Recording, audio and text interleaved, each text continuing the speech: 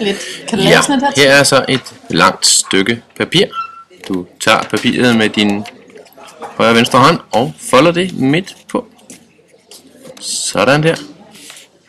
Sørg for at du får en god ret linje der. Ja, sådan. Når du først har gjort det, så tager du, vender papiret således, som jeg viser her.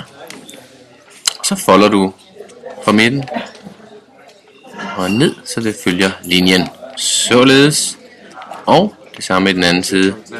Prøv at se, om du kan gøre det lidt mere lige, end jeg gør det her. Således. Og ja, stop lige efter. Meget, meget fint.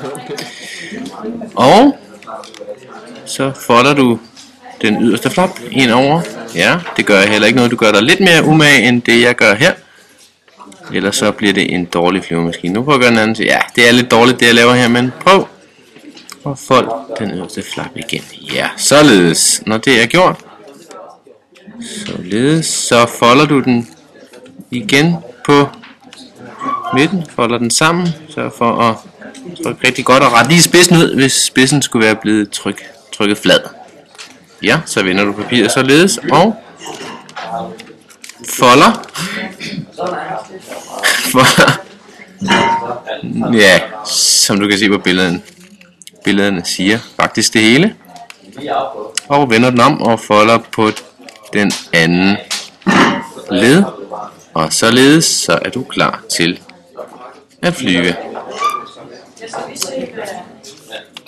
Værsgo. Og så afsted.